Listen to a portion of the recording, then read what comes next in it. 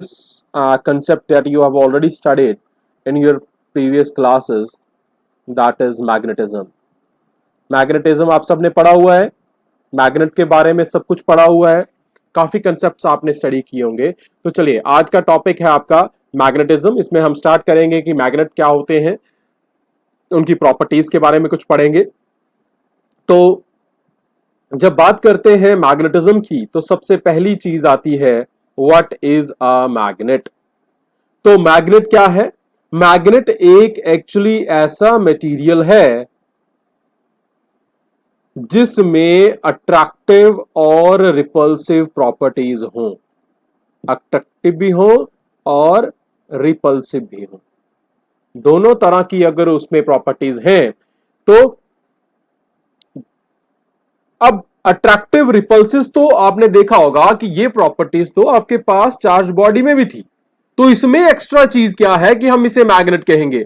भाई इन दोनों के साथ इसमें सबसे इंपॉर्टेंट प्रॉपर्टी जो है वो है डायरेक्टिव प्रॉपर्टी। क्या है ये? डायरेक्टिव प्रॉपर्टी, कि जब भी किसी मैग्नेट को आप फ्री सस्पेंड करोगे तो वो एक पर्टिकुलर डायरेक्शन में अपने आप को अलाइन कर लेता है। और ये प्रॉपर्टी सिर्फ किसमें पाई जाती है? मैग्नेट्स में ही पाई जाती है। और दूसरी जो ये अट्रैक्शन और रिपल्शन की प्रॉपर्टीज है, ये विद रिस्पेक्ट टू किन के साथ ये शो करता है कि अगर आप कोई आयरन का पीस ले लो, कोई निकल ले लो, कोबाल्ट का पीस ले लो, तो ये उन पीसेस को ये मैग्नेट जो है वो अपनी तरफ क्या करेगा? अट्रैक्ट करने की कोशिश करता है। और इसकी इस मैग्नेट की इसी प्रॉपर्टी को with respect to which it attracts the small pieces of iron, nickel, cobalt, इसी प्रॉपर्टी को क्या कहते हैं? मैग्नेटिज्म कहते हैं। तो मैग्नेटिज्म क्या हो गया? वो प्रॉपर्टी जिससे एक मटेरियल जो है वो आयरन या आयरन लाइक मटेरियल्स को अपनी तरफ अट्रैक्ट करता है, उसकी उस प्रॉपर्टी को कहते हैं मैग्नेटिज्म। ठीक है भाई, हमने ये पढ़ा था जब इलेक्ट्रोस्टैटिक्स पढ़ा था, तो हमने देखा था कि सिक्स्थ सेंचुरी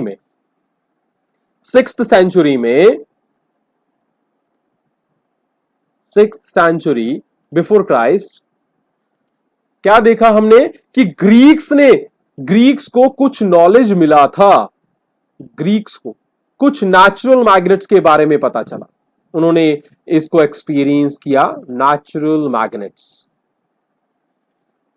और थेल्स ऑफ माल्टस जो थे, जो बंदा था थेल्स ऑफ माल्टस, याद है जब हमने चार्ज पढ़े थे at that time we have also discuss this thing.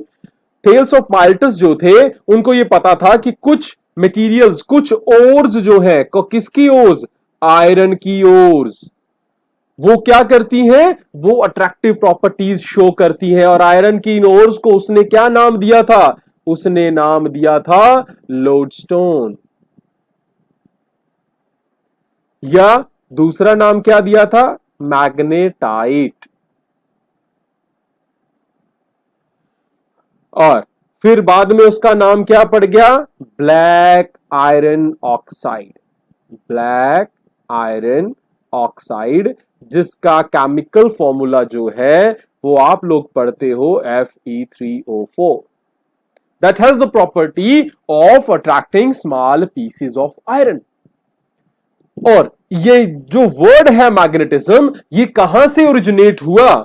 Magnetism जो वर्ड है, मैग्नेटिज्म जो नाम है, ये ओरिजिनेट हुआ from a word magnesia. Magnesia क्या है? ये ग्रीस में बोला जाता है। किसके नाम पे? ये ग्रीस में ओर्स को बोला जाता है। किसको बोला जाता था? ओर्स को, खदानों को।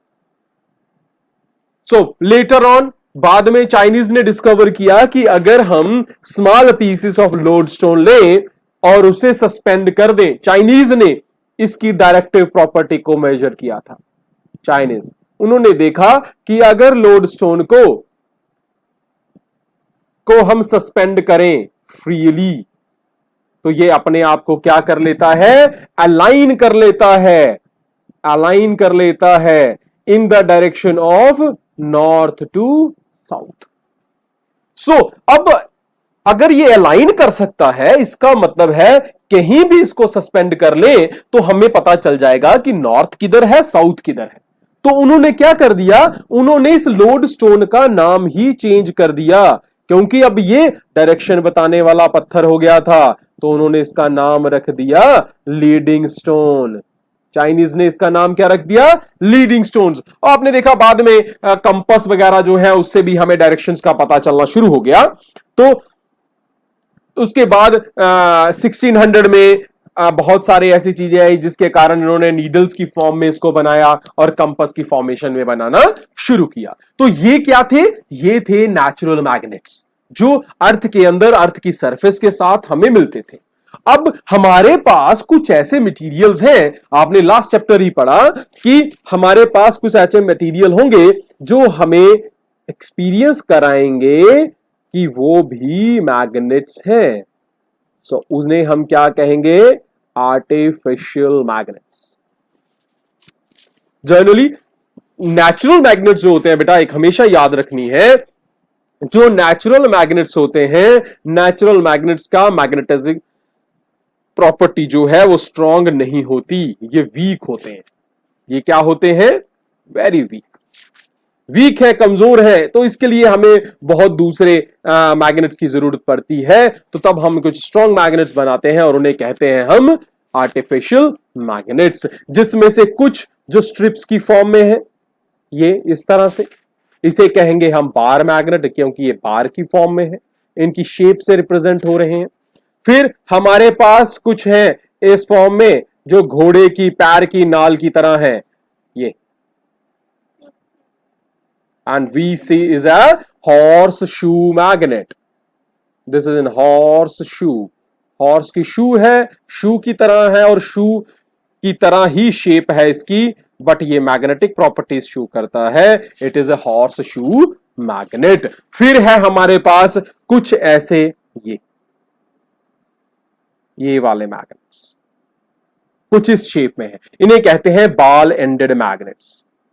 बॉल, क्योंकि इनके एंड्स पे क्या है, बॉल्स की शेप्स बनी हुई है, so they are ball ended magnets. और अब इनमें से मैं जो तुम्हें एक बता रहा हूं, वो सबसे इंपॉर्टेंट वाला जो है, जो आपके पास यूज करते हो आप, ये बेस है आपका, सिंपल बेस है, छोटा है साइज में, आपको दिखाने समझाने के लिए बता रहा हूं। That is simple one.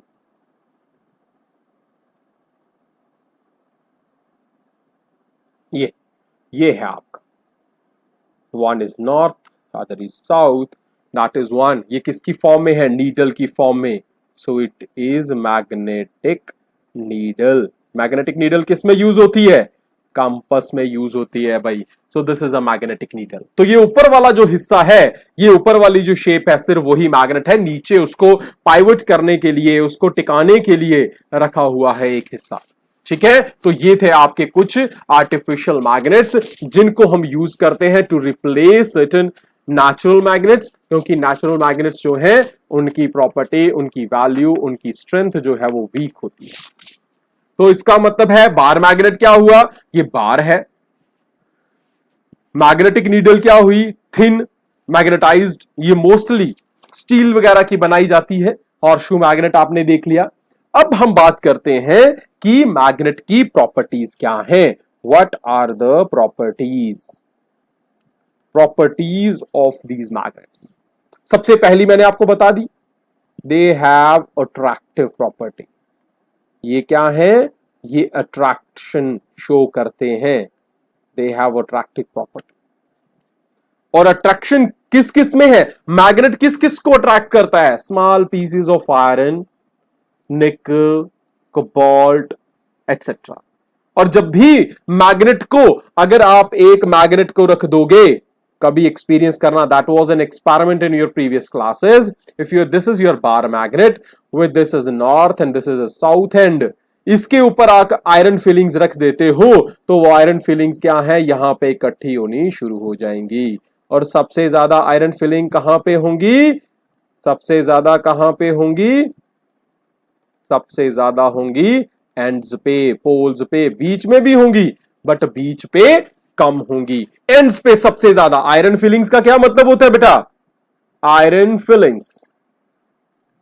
बेटा आयरन फिलिंग्स होती हैं लोहे की बिल्कुल पतली पतली पीसेस। जैसे आप लोगों ने देखा होगा व्हेन आप एक सौ से एक लकड़ी को काटते हो तो लकड़ी का क्या निकलता है, भूरा निकलता है उसमें से, बिल्कुल बारीक बारीक।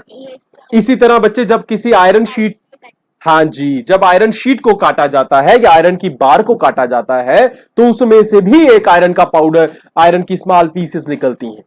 ठीक है, that is a perfect example of an iron filings. या आप आयरन के कीलों को या छोटे छोटे हिस्सों में डिवाइड कर लो, दैट इज आयरन फिलिंग। तो जब हम आयरन फिलिंग को मैग्नेट के बार मैग्नेट के ऊपर रखते हैं तो वो इस तरह से चिपक जाती हैं उसके ऊपर, तो ये बन जाती हैं आपकी एक केसेस बनाया। इससे आपको क्या समझ आ रहा है, इससे आपको ये पता लग रहा है कि मैग्नेट ज्यादा स्ट्रॉन्ग किधर है, जहां नॉर्थ पोल है या यहां पे yes, it is more stronger at the poles, means ends. Poles क्या है, पोल्स क्या होते हैं, ends of magnet, ends of magnet. तो ये थी इसकी पहली प्रॉपर्टी कि आपके पास अट्रैक्शन है। दूसरी डायरेक्टिव प्रॉपर्टी, दूसरी प्रॉपर्टी है डायरेक्टिव। डायरेक्टिव क्या कहता है कि अगर आप ये धागा ले लो, ये कोई फिक्स सपोर्ट है, इसके साथ धागा लिया और इस धागे के साथ अब एक मैग्नेट को सस्पेंड करते हो, सस्पेंड कर लेते हो, तो अगर यहां पे साउथ है तो यहां नॉर्थ है, ये अर्थ का नॉर्थ साउथ है, तो आपकी ये मैग्नेट भी इसका नॉर्थ और इसका साउथ भी सेम डायरेक्शन में अलाइन हो जाता है। तो हमें वो आपके मैग्नेट को देख के बता सकते हैं कि उस अर्थ का नॉर्थ और साउथ की डायरेक्शन क्या है। तो ये बात समझ आ गई। डायरेक्टिव प्रॉपर्टी क्या है, that property by which when a magnet is suspended freely, जब उसको क्या किया जाता है, फ्रीली सस्पेंड किया जाता है, फ्रीली सस्पेंड किया जाता है, that magnet aligns itself, aligns itself into north south direction. किसमें करता है, नॉर्थ साउथ डायरेक्शन में अपने आप को क्या कर लेता है, अलाइन कर लेता है भाई। तो ये बात समझ आ गई। अब नेक्स्ट प्रॉपर्टी बहुत ही आसान वाली, क्या प्रॉपर्टी है कि लाइक पोल्स, लाइक पोल्स क्या करते हैं, रिपेल करते हैं, और अनलाइक पोल्स, अनलाइक पोल्स क्या करते हैं, अट्रैक्ट करते हैं। अनलाइक पोल्स क्या करते हैं, अट्रैक्ट करते हैं। लाइक पोल्स करते हैं रिपेल, अनलाइक पोल्स क्या करते हैं, अट्रैक्ट करते हैं। ये है भाई आपकी प्रॉपर्टी। समझ आ गया बच्चे, ठीक है। अब एक, ये तो आपकी एक प्रॉपर्टी आ गई। अब एक ऐसी प्रॉपर्टी है जिसमें अब फर्दर भी रिसर्च हो चुकी है, क्या है, मैग्नेटिक पोल्स जो हैं, जो मैग्नेटिक पोल्स हैं, they always exist in pairs, they always exist in pairs. Magnetic poles हमेशा पेयर्स में रहेंगे, मींस नॉर्थ और साउथ हमेशा एक साथ रहेंगे। चलिए अब हम कोशिश करते हैं, भाई ये था आपका मैग्नेट, चलो आप कहते हो सर नॉर्थ साउथ हम बी से काट देते हैं, मैंने क्या किया, यहां से काट दिया इसको, यहां से सेंटर पॉइंट से आप इसे काटोगे, at the same time there would be a generation of two poles. यहां पे सबसे बड़ी बात, यहां पे दो पोल्स हमेशा इकट्ठे रहते हैं, और अगर आप किसी जगह पे तोड़ते हो किसी मैग्नेट को तो वहां पे जनरेशन होता है पेयर्स का, तो खत्म भी पेयर होता है, जनरेट भी पेयर ही होगा। तो यहां पे नॉर्थ साउथ बन गए। अब आप कहते हो नहीं सर इसको भी तोड़ दो और तोड़ दो, तो बच्चे यहां भी साउथ बन गया, यहां नॉर्थ बन गया, देख लो फिर पेयर जनरेट हो गए। तो अब कहोगे सर हम इसको इतना छोटा कर देते हैं कि, आप क्या कर दोगे, इसको इतना छोटा कर देते हैं कि ये छोटे से छोटा नॉर्थ अलग हो जाएगा, साउथ अलग हो जाए। बेटा नेवर पॉसिबल, बिकॉज आप एटॉमिक लेवल से नीचे नहीं जा सकते। तो अगर आपके पास एक एटम किसी पर्टिकुलर मटेरियल का है तो उसमें इलेक्ट्रॉन तो होगा ही होगा। When electron would move, moving electron जो है, मूविंग वाला इलेक्ट्रॉन जो है वो क्या करेगा, किसकी प्रोडक्शन करता है, करंट की। और आपने इस चैप्टर में पढ़ा कि मूविंग करंट क्या करेगी, किसकी प्रोडक्शन करेगी, मैग्नेट की, मैग्नेटिक फील्ड बना लेगी, तो सिंगल इलेक्ट्रॉन भी मैग्नेट बना देगा। अब आप कहोगे सर ये तो गोल गोल घूम रहा है, इसका नॉर्थ किधर होगा, साउथ किधर होगा। मैंने आपको अगर याद होगा तो मैंने आपको एक टॉपिक पढ़ाया था, एक छोटा सा रूल बताया था, क्लॉक रूल। क्लॉक रूल में अगर आपका ये देखो, नॉर्थ बना के बताता हूं, ये एन बना के बताता हूं, ये नॉर्थ के एंड देखो बच्चे, एन के एंड्स देखना, जैसे एंड्स है ना, मैंने यहां पे सर्कुलर पाथ जो बनाना है उस पे डायरेक्शन भी मोशन की वैसी ही देनी है। ये देखो, दूसरा समझाता हूं मैं, ये इसके एंड्स दो, इसके एंड्स दो, इन्हीं के बेसिस पे आपका ये देख लो, ये देख लो।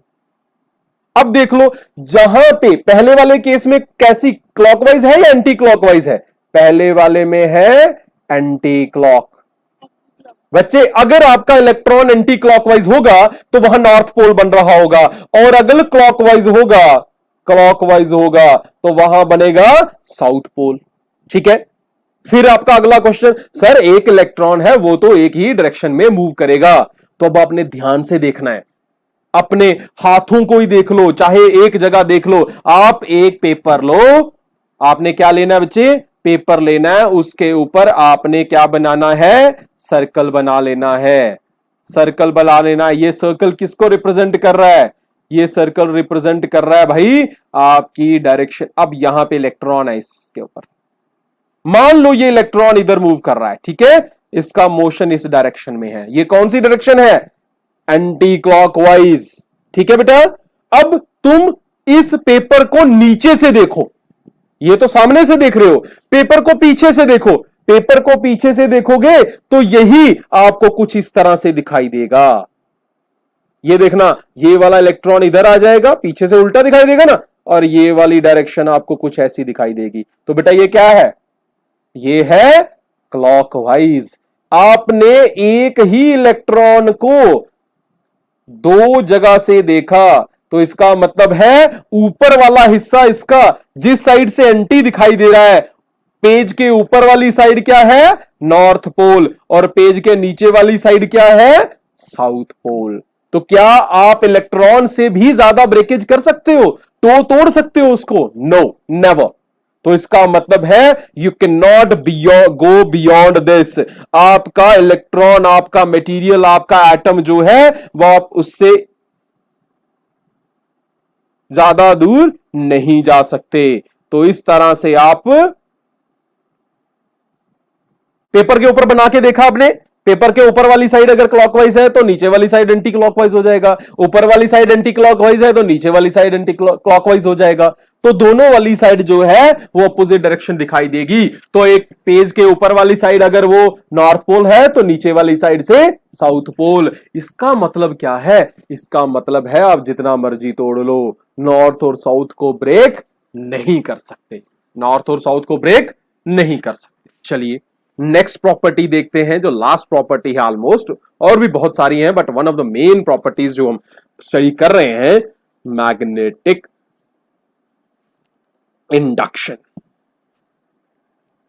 मैग्नेटिक इंडक्शन क्या चीज है, जब भी हम एक मैग्नेट को दूसरे मटेरियल के पास रखते हो, मतलब आपने ये मैग्नेट रख लिया, ये मैग्नेट है आपका, इस मैग्नेट के पास आपने रख लिया एक कील, नेल रख लिया, ये आयरन नेल है, आयरन नेल के पास रख दिया, ये नॉर्थ पोल है या साउथ पोल है, वट एवर इट इज। अब अगर इसे पास रखते हो या ये इसके साथ चिपक के रहता है, आफ्टर सम टाइम ये आयरन नेल ये खुद दूसरे आयरन नेल्स को अपनी तरफ अट्रैक्ट करना शुरू कर देगा। इसका मतलब क्या हुआ कि आपका जो आयरन नेल है वो मैग्नेट के साथ रह रह के उसके अंदर भी कौन सी प्रॉपर्टी आ गई, मैग्नेटिक प्रॉपर्टी आ गई। इसका मतलब है उसमें क्या हो गया, उसमें इंडक्शन हो गई, उसमें क्या हो गई, इंडक्शन हो गई। और ये इस प्रोसेस को कहते हैं मैग्नेटिक इंडक्शन। क्या रह गया, मैग्नेटिक इंडक्शन। समझ आ गया। अब एक बात है भाई, मैग्नेटिक इंडक्शन तो हो गई, लेकिन क्या मैग्नेटिक इंडक्शन में रिपल्शन भी होती है या सिर्फ अट्रैक्शन होती है? तो हमेशा याद रखना है, मैग्नेटिक इंडक्शन, अगर आपका नेल मैग्नेटिकली इंड्यूस हुआ है तो बेटा वो सिर्फ अट्रैक्ट ही कर सकता है, रिपेल नहीं कर सकता। ये हमेशा याद रखना है। तो इसका मतलब है बेस्ट प्रॉपर्टी कौन सी हुई मैग्नेट की? रिपल्शन। क्या हुई? रिपल्शन। क्योंकि अट्रैक्शन तो एक नेल भी कर सकता है, जिसमें इंड्यूस हुआ है वो भी मैग्नेटिक अट्रैक्शन शो कर सकता है, सिर्फ ओरिजिनल मैग्नेट ही रिपल्शन शो कर सकता है। क्या कर सकता है? ओरिजिनल मैग्नेट ही शो कर सकता है रिपल्शन। अट्रैक्शन तो ये भी शो कर सकता है और इससे इंड्यूस हुआ आयरन नेल भी शो कर सकता है, लेकिन रिपल्शन जो है वो सिर्फ मेरे वाला ओरिजिनल मैग्नेट ही शो कर सकता है। तो ये बात समझ आई बच्चे आपको? तो ये थी प्रॉपर्टीज ऑफ मैग्नेट या मैग्नेटिक मटेरियल। चलिए अब मैं कुछ छोटे छोटी टर्म्स की आपको डेफिनेशंस बताता हूं। तो कुछ डेफिनेशंस हैं। सबसे पहले बड़ी आपने पढ़ी हुई है, बहुत सारी आपने पढ़ी हुई हैं डेफिनेशंस। पहली वाली तो आपके पास आ गया मैग्नेटिक फील्ड, वो तो आपने पढ़ा हुआ है कि मैग्नेटिक फील्ड क्या होता है। मैग्नेटिक फील्ड ये क्या होता है? एरिया और space around magnet, around magnet. Magnet के आसपास के एरिया या स्पेस को हम क्या कहते हैं? हम कहते हैं उसको मैग्नेटिक फील्ड। दूसरा आ गया uniform magnetic field. Uniform magnetic field. भाई यूनिफॉर्म मैग्नेटिक फील्ड का क्या मतलब हुआ? यूनिफॉर्म मैग्नेटिक फील्ड का मतलब होता है बच्चे जिसमें मैग्नेटिक फील्ड को मैं बी से लिख रहा हूं शॉर्ट में। मैग्नेटिक फील्ड जो है उसकी value remain same at all the points, at all the, अगर सभी जगहों पे, ऑल द पॉइंट्स। कैसे? अगर आपके पास बेटा ये जगह है, ये मान लो आपका मैग्नेटिक फील्ड है, ठीक है, तो इसके अगर हर जगह के ऊपर, किसी भी जगह के ऊपर आप मैग्नेटिक फील्ड की वैल्यू दिखाते हो और उसकी वैल्यू मान लो बी ही है, हर जगह अगर वो बी है तो इसका मतलब है सेम है। सेम है तो हम क्या कहेंगे कि मैग्नेटिक फील्ड जो है that is uniform, that is uniform. तो अब आपको बोला जाएगा कि मैग्नेटिक फील्ड को रिप्रेजेंट करो। तो रिप्रेजेंट करने का सबसे आसान तरीका बेटा, मैग्नेटिक फील्ड को रिप्रेजेंट करती हैं पैरेलल लाइंस। कौन रिप्रेजेंट करता है? Parallel lines. तो ये लाइंस है, पैरेलल है। पैरेलल का मतलब इनके बीच में डिस्टेंस इक्वल है। तो ये किस चीज को रिप्रेजेंट कर रही है कि यहां पे हर पॉइंट पे जिस तरह डिस्टेंस इक्वल है, इस तरह से हर पॉइंट के ऊपर मैग्नेटिक फील्ड भी सेम है या इक्वल है। चलिए ये हो गई बात। अब अगली टर्म आपकी आ गई मैग्नेटिक पोल्स। ये आ गई मैग्नेटिक पोल्स। अभी हमने पढ़ा मैग्नेटिक पोल्स क्या होते हैं बेटा? Ends of magnet. मैग्नेट के एंड्स को क्या कहते हैं? Magnetic poles. चलिए अब इनकी बात करते हैं। मैग्नेटिक, ये है आपका मैग्नेट, हमेशा याद रखना है। ये अपरेंटली जो है मैग्नेटिक फील्ड यहां पे सबसे ज्यादा होती है, तो हमेशा याद रखना है कि ये मैग्नेटिक पोल जो होते हैं बिल्कुल सरफेस के ऊपर नहीं होते हैं, ये सरफेस से थोड़ा अंदर होते हैं, ठीक है। तो ये हो गए आपके मैग्नेटिक पोल। एक होगा नॉर्थ, दूसरा कौन सा होगा? साउथ। और जो लाइन मैग्नेटिक पोल्स को ज्वाइन करती है, ये लाइन जो है, इस लाइन को कहते हैं मैग्नेटिक एक्सिस। क्या कहते हैं इसको? Magnetic axis. इस लाइन को कहते हैं मैग्नेटिक एक्सिस। और अगर इस लाइन के सेंटर पॉइंट से, ये अगर सेंटर पॉइंट है, इसमें से एक परपेंडिकुलर लाइन खींच ली जाए, ठीक है, म्यूचुअली परपेंडिकुलर है मतलब 90 डिग्री बना दिया हमने, यहां से आपने म्यूचुअली परपेंडिकुलर बना दिया, तो ये लाइन हो गई आपकी मैग्नेटिक इक्वेटर। Magnetic equator. तो बेटा ये छोटी छोटी टर्म्स हैं। पोल क्या हो गए? Ends of magnet. उन मैग्नेट्स के पोल्स को ज्वाइन कर दो तो जो लाइन बनेगी वो क्या हो गई, मैग्नेटिक एक्सिस। उस एक्सिस के सेंटर के ऊपर एक परपेंडिकुलर लाइन डाल दो तो वो क्या बन जाएगी, उस लाइन को क्या कहेंगे, मैग्नेटिक इक्वेटर। ठीक है बेटा। अब मैंने आपको यहां बताया कि जो नॉर्थ और साउथ पोल्स हैं वो मैग्नेट के ऊपर नहीं होते। चलिए देखते हैं फिर से कि अगर आपके पास ये है मैग्नेट, ठीक है, इस मैग्नेट के थोड़ा सा अंदर यहां एक पोल होगा, एक पोल यहां होगा। मान लीजिए ये नॉर्थ पोल है और ये वाला पोल साउथ पोल है। ठीक है, अब ध्यान से देखो बेटा, अगर हम मैग्नेट की लेंथ बाहर से लें, यहां से लेकर यहां तक लें, यहां तक, ठीक है, दूसरी मैं पोल्स के बीच की लेंथ लूं जिसे हम मैग्नेटिक एक्सिस कहते हैं, तो आपको दिखाई दे रहा है साफ साफ कि दोनों डिस्टेंसेस में फर्क है, दोनों डिस्टेंसेस में फर्क है। तो जो distance between the two poles है, जो distance between the two poles है, ये ऊपर वाला डिस्टेंस, इसे कहेंगे मैग्नेटिक डिस्टेंस या इसे कहेंगे मैग्नेटिक लेंथ। क्या कहेंगे इसे, मैग्नेटिक लेंथ। तो मैग्नेटिक लेंथ क्या होगी, लेंथ बिटवीन और डिस्टेंस बिटवीन टू पोल्स। और जो आपकी ये एंड्स के बीच, प्रॉपर एंड्स के बीच में लेंथ होगी उसे कहेंगे जियोमेट्रिक लेंथ। तो जियोमेट्रिक कौन सी हुई, जियोमेट्रिक हुई। एंड बाहर से अगर आप स्केल लेते हो, नापते हो, तो जो बाहर वाले एंड्स हैं, जो मैग्नेट की लेंथ है उसे कहेंगे ज्योमेट्रिक लेंथ। जो एक्चुअल पोल्स के बीच का डिस्टेंस है उसे कहेंगे magnetic length.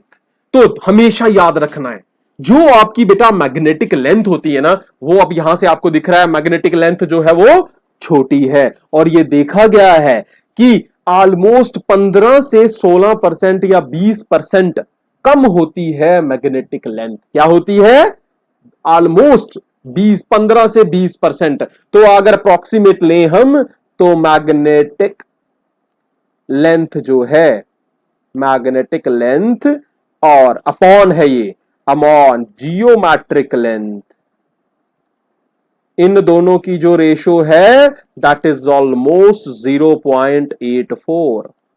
Means magnetic length 84% है। मींस अगर आपका जियोमेट्रिक लेंथ 100 सेंटीमीटर है तो आपकी मैग्नेटिक लेंथ कितनी होगी, 84 सेंटीमीटर्स। तो ये बात समझ आ रही है। तो 84/100 करेंगे तो बन जाएगा 0.84। तो इस तरह से आपके पास ये बन जाता है मैग्नेटिक की कुछ टर्म। तो बेटा ये समझ आ गई आपको, ये मैग्नेटिक टर्म्स आपको समझ आ गई। तो इस तरह से ही ये आपकी कुछ प्रॉपर्टीज हैं, कुछ टर्म्स हैं आपकी। हाँ जी बेटा, कोई क्वेश्चन है बेटा यहां तक, पांच बेटा क्वेश्चन है? हाँ बच्चे बताओ। ठीक है बेटा, अब मैं आपको छोटा सा टॉपिक है, लास्ट टॉपिक जो है कूलम्स लॉ। कूलम्स लॉ हमने पढ़ा हुआ है ना। अब मैग्नेटिक फील्ड में भी, मैग्नेटिक फोर्स में भी कूलम्स लॉ है। तो यहां देखते हैं कूलम्स लॉ। चलिए, ये कूलम्स लॉ किसके लिए है, मैग्नेट्स के लिए। अब वहां पे चार्जेस थे बेटा, यहां पे चार्जेस नहीं है, यहां पे है पोल स्ट्रेंथ्स, क्या वो M1, या सिंपली आप लिख सकते हो M1, क्या वो M2 या M2, कुछ भी लिख सकते हो आप इन दोनों में से। इन्हें कहते हैं pole strengths. Pole strength means M1 अगर नॉर्थ की है तो M2 होगी साउथ की। और R हम ले रहे हैं इन दोनों पोल्स के बीच का डिस्टेंस। क्या है, डिस्टेंस है, r the distance, pole distance. ठीक, तब जो फोर्स है, कूलम लॉ क्या कहता है, force is proportional to product of the pole strengths, क्या M1 क्या M2, इन दोनों का product, and inversely proportional to the square of the distance between them. वहां पे Q1 Q2 था, यहां पे है QM1 QM2। अगर ज्यादा डिफिकल्ट हो रहा है, you can simply write down M1 into M2, लेकिन बता देना M1 और M2 है क्या। तो अब जब हम प्रोपोर्शनलिटी हटाएंगे तो इक्वल आ जाएगा और इक्वल की जगह आ जाएगा एक कांस्टेंट। ये कांस्टेंट ऑफ प्रोपोर्शनलिटी है। अब क्यू M1, क्यू M1 एक टर्म है, क्यू M2 एक टर्म है। ध्यान से देखना इस चीज को, ये आ गया। अब K जो है, K क्या है यहां पे? प्रोपोर्शनलिटी कांस्टेंट है, प्रोपोर्शनलिटी कांस्टेंट। और दूसरी बात याद रहे कि ये सिर्फ nature of medium, nature of medium and system of units. System तो पढ़ा है ना, सीजीएस है, एसआई है, तो सिस्टम ऑफ यूनिट्स पे डिपेंड करती है वैल्यू किसकी? के की। और यहां पे के की वैल्यू कितनी है? पढ़ी है हमने मैग्नेटिक फील्ड में, पीछे क्या पढ़ी है? के की वैल्यू कितनी होती है? Mu naught by 4 pi, mu naught by 4 pi into q M1 q M2। ये वही है बेटा, म्यू नॉट वही है जो हम पढ़ रहे हैं लास्ट लेक्चर में, 4 पाई इंटू 10 की पावर -7, ठीक है, कि अपॉन आर का स्क्वायर। तो बेटा ये क्या बन गया? ये बन गया आपका Coulomb's law for magnetic forces, Coulomb's law for magnetic force. ये बन गया भाई आपका, ठीक है। तो यहां पे आपके पास बन गया। बात समझ आ गई? तो ये थी आपकी कूलम्स लॉ। तो यहां तक समझ आया? यहां तक कोई क्वेश्चन है आपका? मुझे लगता है इतना एनफ होगा आज के लिए। तो नेक्स्ट लेक्चर में देखेंगे, तो इसे रिव्यू करो बेटा, साथ साथ में समझते जाओ, ठीक है बेटा। You have already been provided with the soft copies. Go through them, and if you are having any trouble, you are having my email. You can message me direct. Thank you. Goodbye.